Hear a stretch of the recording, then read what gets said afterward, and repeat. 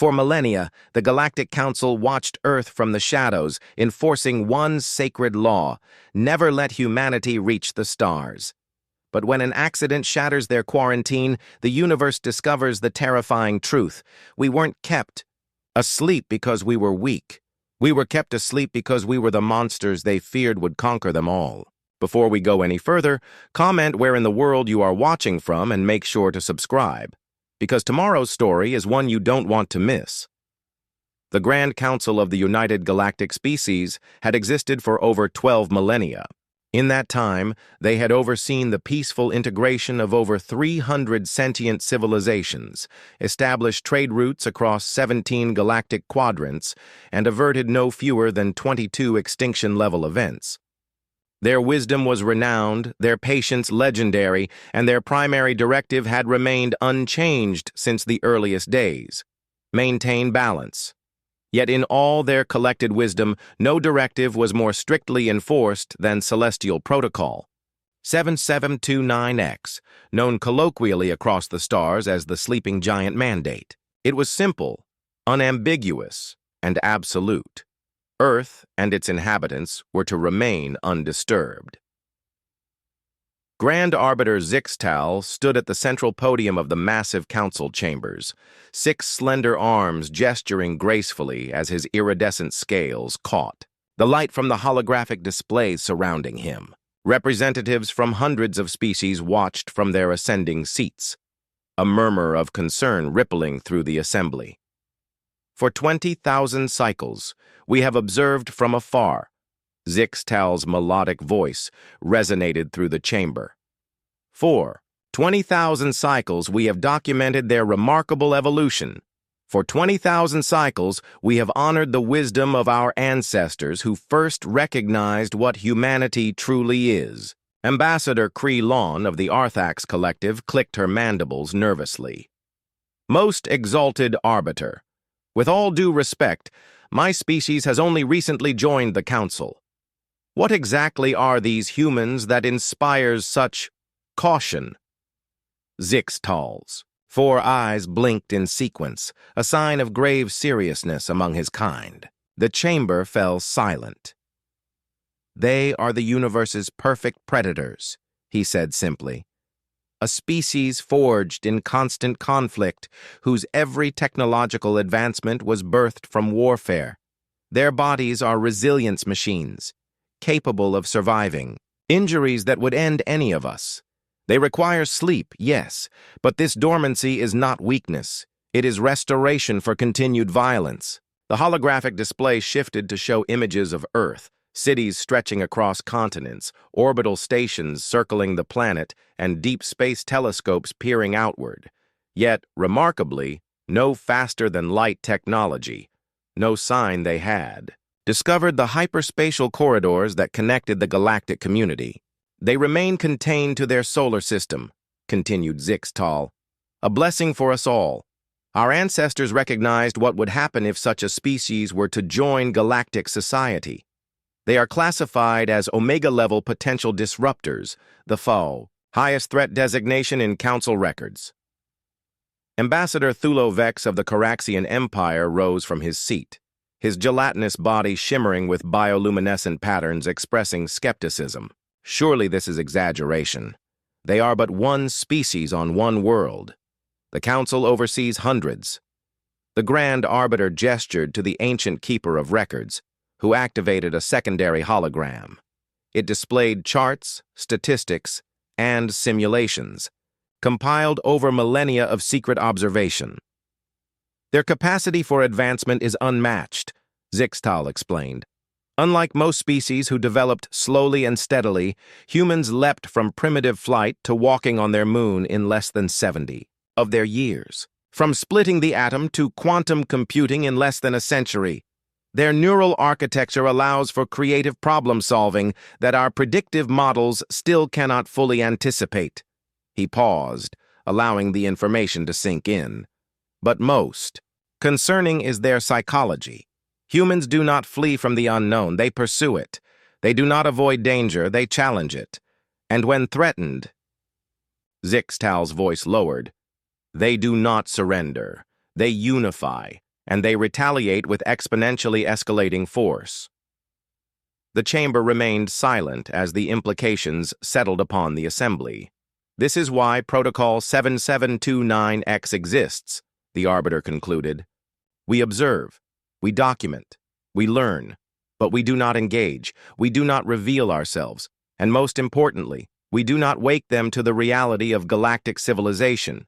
For all our sakes, the Javorian trade vessel Starlight Venture was not supposed to be in Sector 3197.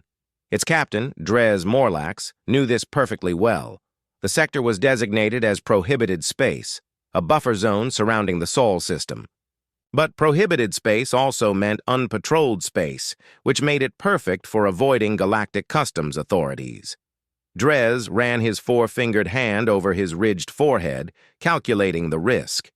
The contraband crystallized Kryvex spores in his cargo hold would fetch 10 times their value in the Centauri markets, but only if he could avoid the main shipping lanes where inspections were routine. "Captain," his navigator Pelori called out, her feathered crest rising in alarm. Sensors detecting unusual energy patterns ahead. "Define unusual," Drez replied, moving to her station and studying the readout. "It's like nothing in our database. Some form of primitive faster-than-light attempt? The signature is erratic, unstable." Drez stroked the ceremonial dagger at his belt, a nervous habit. Distance to the anomaly? 2 light minutes and closing. Whatever it is, it's expanding quickly. A warning klaxon suddenly blared through the bridge. The ship's AI spoke in its calm, modulated voice. Uncontrolled spatial distortion detected. "Collision imminent. Emergency protocols engaged." "Evasive maneuvers!" Drez shouted, but it was too late. The view screen flared with blinding light as reality itself seemed to buckle around them.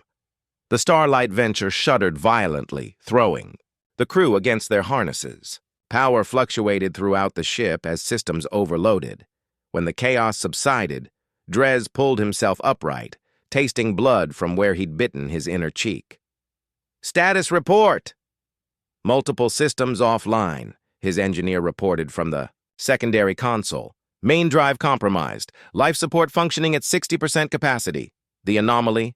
Drez demanded. The navigator pointed shakily to the view screen, which now showed a small blue-green planet with a single moon. "Sir, we've been displaced. We're in orbit around Earth." The implications hit Drez like a physical blow. They had not only entered prohibited space, they were now in the very heart of it, in plain view of the most dangerous species in the known galaxy. "Can we break orbit? Get back to interstellar space?" The engineer shook her head. "Not without repairs. We'd need to land somewhere to assess the damage properly." Drez felt cold dread settle in his stomach. "No, absolutely not. We'll send a distress signal to the nearest council outpost and wait for extraction." "Sir," the communications officer interrupted, "our long-range communications array was destroyed in the anomaly. And there's something else." She adjusted the view screen to show a different angle. There, rising from the night side of the planet, were hundreds of tiny lights, Earth vessels, moving toward them with purpose. "They've detected us," she whispered. Drez closed his eyes briefly. In that moment, he understood with perfect clarity that he had done the unthinkable. He had violated the most sacred protocol in galactic law. He had woken the humans. General Elaine Chen stood in the center of Earth Defense Command's primary operations center, surrounded by screens displaying the unknown object now in orbit around Earth. 20 years as head of the United Earth Space Force had prepared her for many contingencies, but this, an actual alien vessel, was the scenario that had existed only in theoretical exercises. All orbital platforms maintaining distance. "As ordered, General," Colonel Reyes reported. "Object remains stationary at 437 kilometers above the Indian Ocean." Chen nodded, her expression betraying nothing of the mixture of awe and apprehension she felt. "And the anomaly that preceded its appearance?" Dr. Kaisani, the lead physicist, brought up a new set of readings. It appears to have been some form of spatial distortion, possibly related to our Hawking drive tests. Our experimental engine may have inadvertently created a localized wormhole that pulled their ship here. So we dragged them into our backyard, Chen said thoughtfully. That complicates the first contact protocols. General, we're detecting energy fluctuations from the vessel, announced Lieutenant Park from the sensor station.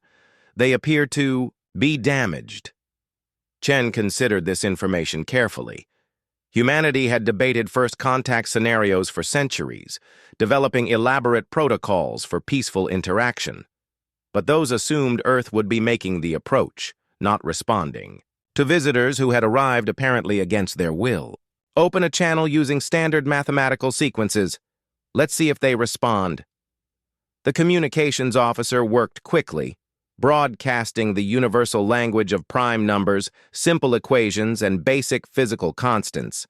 Humanity's best. Guess at how to begin communication with an alien intelligence. Minutes passed in tense silence.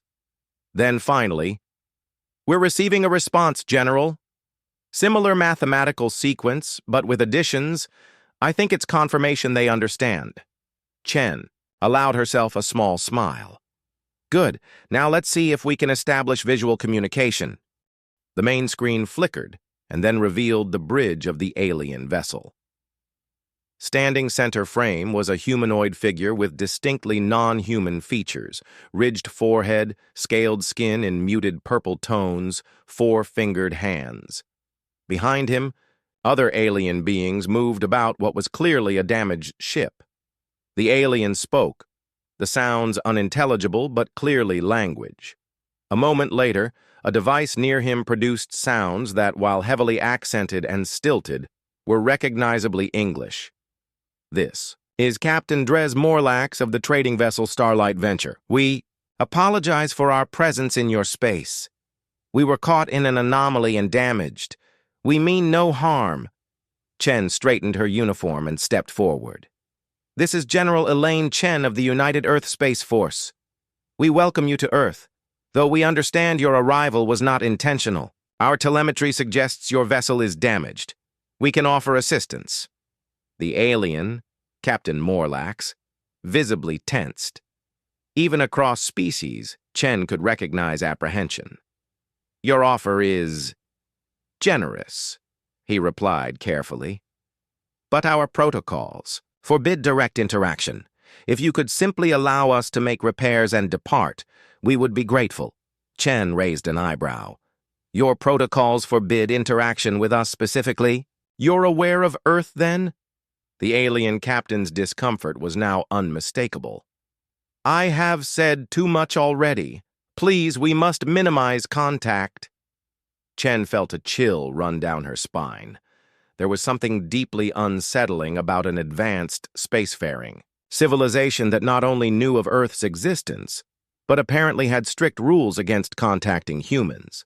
"Captain Morlax," she said firmly, "your ship is damaged and in Earth orbit. Minimal contact is no longer an option. Whatever protocols you're following were broken the moment you appeared on our sensors. I suggest we work together to resolve this situation." Before Morlax could respond, one of his crew urgently called for his attention. After a brief exchange in their language, he turned back to the screen, now visibly alarmed. "General Chen, we have detected multiple vessels approaching Earth from outside your solar system. They are Council enforcement ships." "Council?" Chen asked sharply. "What council?" "The Galactic Council," Morlax replied, resignation in his voice. "They're coming to contain the situation, and they may not be gentle about it." The news spread across Earth with unprecedented speed. Despite government attempts to control the information, footage of the alien vessel leaked almost immediately. Within hours, humanity collectively experienced what sociologists would later call the Great Awakening, the sudden, jarring realization that they were not alone in the universe. In the White House Situation Room, President Adebayo was receiving updates from military and intelligence officials when General Chen's call came through from Space Force Command. Madam President, our deep space arrays have confirmed Captain Morlax's warning. We have multiple objects decelerating at the edge of our solar system. Advanced technology, far beyond our capabilities. Preliminary count suggests 7 vessels, all larger than our largest space stations. The President's expression remained composed, though her eyes reflected the weight of the moment. Their intentions? Unknown, Chen replied. But according to Captain Morlax, these are enforcement vessels from something called the Galactic Council. They're coming because his presence here violated some kind of non-contact protocol, specifically regarding Earth. A quarantine, the Secretary of Defense muttered. They've kept us in the dark deliberately. President Adebayo nodded slowly. And now they're coming to... What? Force the genie back into the bottle? That seems impossible now. Morlax seems genuinely frightened, Chen added. He claims these council forces will take extreme measures to contain the situation. His exact words were, "They will do whatever they deem necessary to preserve the mandate." The President stood, her decision made. General Chen, I'm authorizing first contact protocols and defensive readiness. Assist Captain Morlax with repairs if possible. He may be our only source of information about what we're facing. And ready the Hawking Drive prototype. If these council ships mean us harm, we need every advantage. Understood, Madam President. As the call ended, President Adebayo turned to her assembled advisors. Ladies and gentlemen, humanity has just been thrust onto a much larger stage than we ever imagined. There's a galactic civilization out there that has been deliberately avoiding us, and now they're coming to our doorstep, apparently not for a friendly introduction. She looked at each face around the table. I need options, I need information, and I need to address the world. Because like it or not, everything changes today. In Earth orbit, the crew of the International Space Platform Unity watched as shuttles from Earth docked with the damaged alien vessel. Engineers, scientists, and diplomatic personnel had been hastily assembled for this unprecedented mission, to assist with repairs while learning everything possible about the wider galactic community they had suddenly discovered existed. Dr. Maya Patel, xenolinguistics specialist, found herself face-to-face with the alien captain in what appeared to be their engineering section. Despite the universal translator device they now shared, communication remained challenging. Your technology is surprisingly compatible with ours, she observed as human engineers worked alongside the alien crew. Almost as if it was designed to be, Captain Morlax hesitated before responding. Many technologies converge along similar development paths across species. But yes, there has been observation, study of your civilization. Maya felt a chill. For how long? Longer than your recorded history, he admitted reluctantly. Earth has been designated a special case study by the Council for over 20,000 of your years. Why? Maya pressed. What makes us so special? That an entire galactic civilization would watch us in secret and forbid contact? Morlax seemed to struggle with how much to reveal. Finally, he spoke quietly. You are classified as an Omega-level potential species. And what does that mean? The alien's four-fingered hand made a gesture she couldn't interpret. It means you are considered uniquely dangerous. Your species evolved differently than most sentient beings. You are predators, not prey. You seek out challenges rather than avoid them. You advance through conflict rather than cooperation. Maya frowned. That's not entirely fair. Human history is full of cooperation and peaceful advancement. Yet every major technological leap can be traced to warfare or preparation for it, Morlax countered. And your adaptability? It unsettles the Council. Most species require thousands of years to adjust to new circumstances. Humans do it within generations, sometimes within a single lifetime. He looked directly at her, all 4 of his eyes blinking in sequence. The Council fears what would happen if humanity joined galactic society. They believe you would disrupt the balance, perhaps even come to dominate. A sudden alert from his communication device interrupted them. Morlax listened, his scaled skin paling to a lighter shade. Fear, Maya guessed. The Council fleet has entered your solar system, he said grimly. And they are not responding to my transmissions. The 7 Council vessels took position in a perfect heptagon formation just beyond lunar orbit. Each was massive, kilometer-long ships of gleaming metals and crystalline structures that defied human engineering understanding. They broadcasted no messages, made no attempts at communication. They simply waited, a silent armada of overwhelming technological superiority, until, without warning, every electronic device on Earth capable of receiving signals simultaneously activated. Television screens, computers, phones, radios, all displayed or broadcast the same message in all Earth languages simultaneously. In the White House Situation Room, President Adebayo and her advisors watched as a being appeared on screen, tall, with 6 arms and iridescent scales, radiating calm authority. People of Earth, the being began. I am Grand Arbiter Zixtal of the Galactic Council. For 20,000 years we have observed your civilization from afar, honoring the wisdom of our ancestors who recognized the unique nature of your species. We have maintained this distance for the safety of all. The alien's 4 eyes blinked in sequence. This period of isolation has now been compromised by an unfortunate accident. The knowledge of galactic civilization cannot be withdrawn from your consciousness. However, the underlying concerns remain valid. President Adebayo exchanged glances with her advisors as the message continued. Humanity is not yet ready to join the wider galactic community. Your biological predisposition toward aggression, territorial expansion, and resource competition makes integration impossible at this time.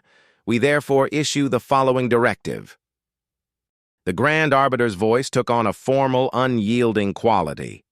Earth and its solar system will remain quarantined. You may continue your development within these confines. Any attempt to develop true interstellar capabilities or to venture beyond the boundaries of your solar system will be considered a violation of Council mandate and will be met with immediate preventative action.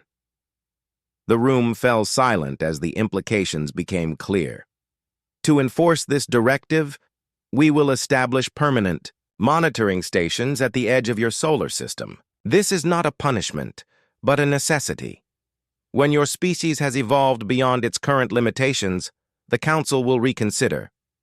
The alien's expression softened slightly. We regret that first contact has occurred in this manner. In time, perhaps thousands of your years, humanity may be welcomed into the galactic community. Until then, we wish you peaceful development within your designated boundaries. The transmission ended abruptly, leaving only static. For several seconds, no one spoke. Then President Adebayo broke the silence.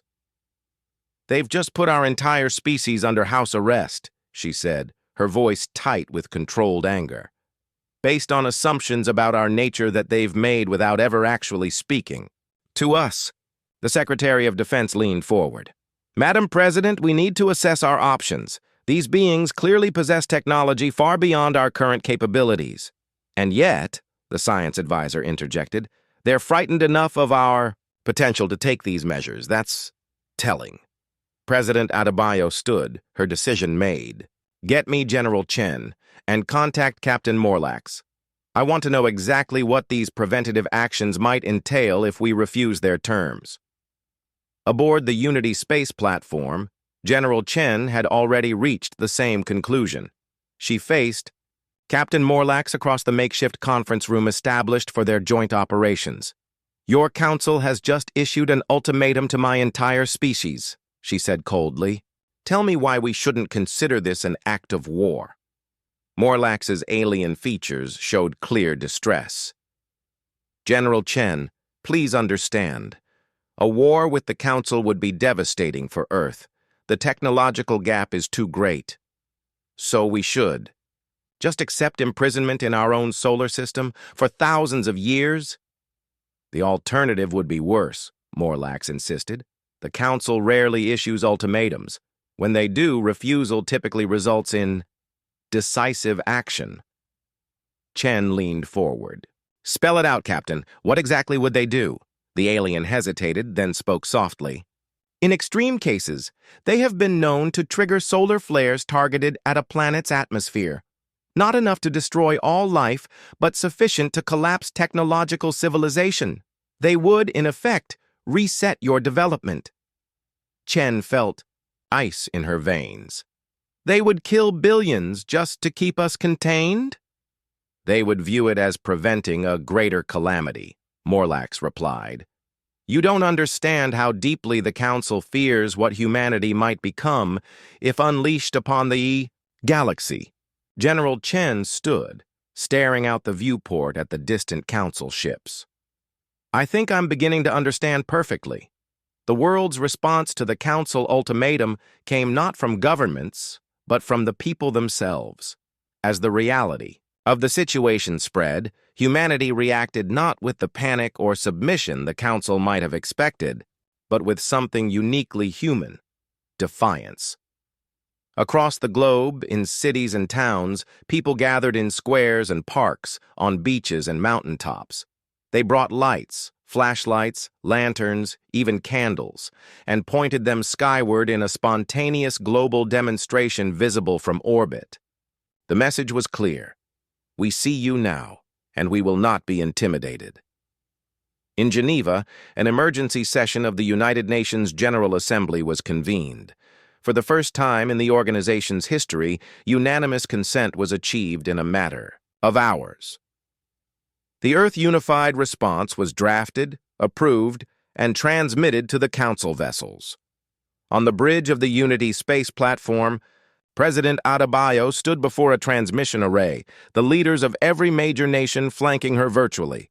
Her message would be broadcast simultaneously to the Council ships and to every person on Earth.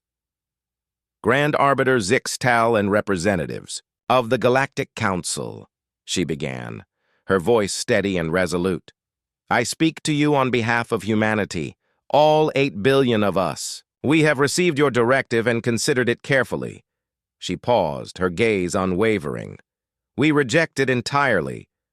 Behind her, the assembled world leaders stood in silent solidarity. You have judged our species based on observation without interaction. You have decided our nature without understanding our context. You have determined our future without our consent. These are not the actions of an enlightened governing body. They are the actions of the very thing you claim to fear, a dominant power imposing its will upon others through force and intimidation. The President's voice grew stronger. Humanity does not deny its history of conflict. We have fought wars. We have caused harm. We have made grave mistakes. But we have also created art that captures the beauty of existence. We have developed medicines that alleviate suffering. We have written poetry that explores the meaning of consciousness. We have extended hands of friendship to former enemies and built peace from the ashes of conflict. She gestured to the global feeds showing the lights shining upward from every continent. Your council has existed for 12,000 years, and in that time, you claim to have integrated 300 species peacefully. Humanity has existed for merely a fraction of that time, yet we have unified 200 nations, thousands of cultures, and countless perspectives into a global civilization that, for all its flaws, strives for justice, equality, and progress. President Adebayo leaned slightly forward. We will not accept imprisonment in our own solar system. We will not surrender our destiny to your judgment, and we will not allow you to threaten our existence without consequence. Her tone shifted, becoming more measured. However, we do not seek conflict. We propose an alternative: integration through cooperation. Send representatives to Earth. Live among us. Learn who we truly are, not who you fear we might be. In return, we will share our knowledge, our art, our perspectives. We will demonstrate that humanity's adaptability and determination can be assets to your council, not threats." She straightened, her final words deliberate and clear. "The choice now rests with you. Enforce your quarantine through violence and confirm the very nature you claim to fear, or engage with us as equals and discover what humanity truly has to offer the galaxy." She nodded once, and the transmission ended. General Chen, who had been standing off camera, approached. "That was quite the ultimatum of our own, Madam President." "It wasn't an ultimatum," President Adebayo replied. "It was an invitation. And if they decline?" The president turned to look at the distant council, ships visible through the viewport. "Then we show them exactly why they were right to be afraid." For 3 days, the council ships maintained their position and their silence. Earth's military forces remained at high alert, though everyone understood the futility of conventional weapons against such advanced technology. Scientists worked around the clock with Captain Morlax and his crew, absorbing as much knowledge as possible about galactic technology and politics. In a secure facility beneath the Mojave Desert, Dr. Eliza Sharma made the breakthrough that would change everything. As lead physicist on the Hawking Drive project, she had been tasked with understanding how their experimental drive had inadvertently created the anomaly that brought the Starlight venture to Earth. "It wasn't an accident," she announced to the gathered military and scientific leadership. "Our drive didn't malfunction. It worked exactly as it should have, just not in the way we expected." She brought up a holographic display showing complex equations and waveform patterns.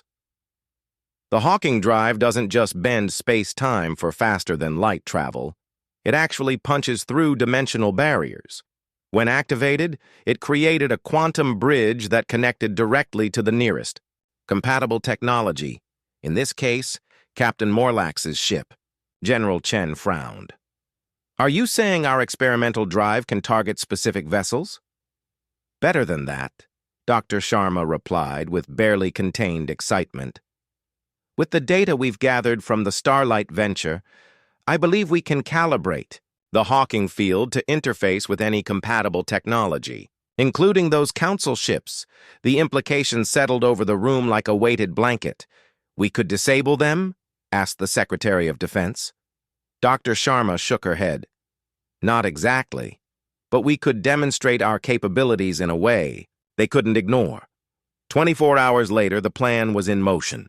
3 modified Hawking Drive units had been installed aboard spaceplanes positioned strategically around Earth.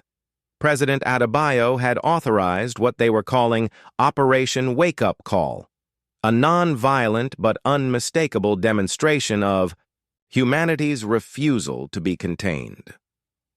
In Earth orbit, General Chen supervised final preparations from the command module of the spaceplane Prometheus. "All units report ready status," her tactical officer announced. "Hawking Drive synchronized and calibrated to Dr. Sharma's specifications." Chen nodded. "Initiate final countdown and open a channel to the council vessels." The communication officer worked quickly. "Channel open, broadcasting on all frequencies they've used previously." Chen straightened her uniform and faced the camera. "Attention council vessels. This is General Elaine Chen of Earth's United Space Force. We have received no response to our proposal for peaceful integration. Your silence has been interpreted as a rejection of dialogue." She paused, allowing her words to be translated and transmitted. "We will now demonstrate why cooperation would be preferable to conflict. This demonstration is not an attack, but a message. Observe carefully." She nodded to her tactical officer. "Activate the Hawking drives." Across Earth's orbit, 3 spaceplanes simultaneously engaged their modified drives. Unlike conventional activation, these had been specifically calibrated not for travel, but for targeted dimensional interface. The effect was immediate and spectacular. Surrounding each of the 7 council ships, space itself seemed to ripple and distort. Quantum bridges formed, creating visible connections between the Earth vessels and their much larger counterparts. For exactly 30 seconds, No more, no less. Every system aboard the Council ships flickered, dimmed, or deactivated altogether as the Hawking fields interfaced with their technology. Just as precisely, the fields collapsed. The Council ships returned to full power, apparently undamaged, but unmistakably affected. Chen spoke again into the open channel. That was approximately 1% of the Hawking drive's potential capacity, carefully controlled to avoid damage to your vessels. It was not an attack, but a demonstration of capability. Her voice remained calm but firm. We have no desire for conflict, but neither will we accept captivity. The Hawking technology cannot be uninvented now that we understand its principles. The choice remains yours. Engage with humanity as equals, or face a future where your technological advantage is not as absolute as you believed. The response came almost immediately, not from a transmission, but from action. The perfect heptagon formation of Council ships broke apart as 6 of the vessels began moving away from Earth, accelerating toward the edge of the solar system. Only the largest ship remained holding position, then, finally, a communication. Grand Arbiter Zixtal appeared on screen, his expression unreadable to human eyes. General Chen, he addressed her directly. Your species has once again demonstrated why the Council's concerns were valid. No other civilization in our records has ever responded to containment with such audacity. Chen met his gaze steadily. Perhaps that should tell you something about your approach.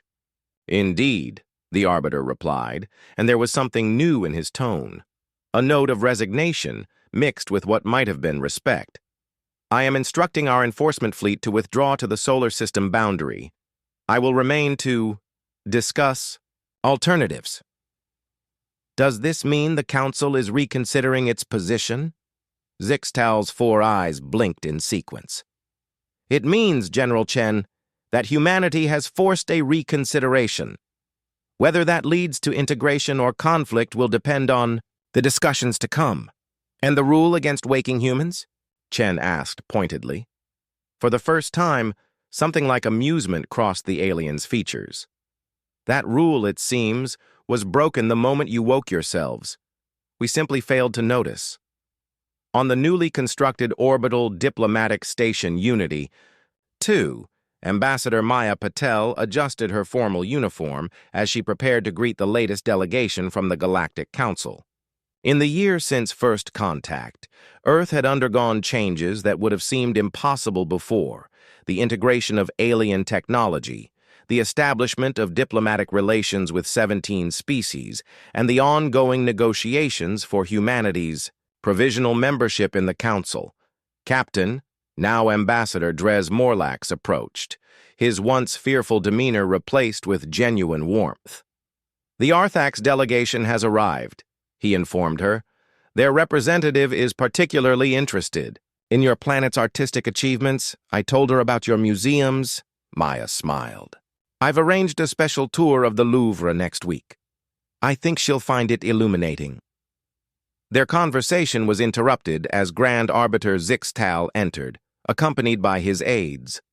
The Arbiter had spent more time on Earth than any other Council representative, learning firsthand about the species they had watched from afar for so long. Ambassador Patel, he greeted her, all 4 eyes blinking in the sequence that humans now recognized as a sign of respect. I bring news from the Council chambers. Good news, I hope? Unprecedented news, he replied. The Council has approved humanity's application for provisional membership. You will be the first species ever admitted without completing the standard development cycle. Maya couldn't hide her surprise. That's unexpected. What changed their minds? Zixtal made a gesture that his species used to indicate pragmatic acceptance. In the past cycle, 17 member species have adopted human innovations that our predictions suggested would take them centuries to develop independently. Your approach to problem-solving, once feared, is now recognized as valuable. He paused, seeming to choose his words carefully. The council has existed for 12 millennia by adapting when necessary. Humanity has made adaptation necessary. Ambassador Morlax chuckled, a sound he had picked up from humans. What he means, Maya, is that once humans were awake to the galaxy, putting them back to sleep was impossible. Better to guide the storm than be destroyed by it. Maya smiled. An apt metaphor, though perhaps not the most flattering. But accurate, Zixtal acknowledged. In one cycle, your species has already begun reshaping our assumptions. Many on the Council still fear what humanity might become, but others, myself included, have come to believe that the galactic community needs humanity's perspective. Your species sees possibilities where we see only risks. He extended one of his 6 hands in the human gesture of handshake that he had learned. The universe had one rule regarding humans, Ambassador Patel. That rule is now obsolete. What comes next will be written together. Maya took his hand, the physical contact symbolizing the bridge between 2 fundamentally different evolutionary paths. Then let's make it a story worth telling, she said.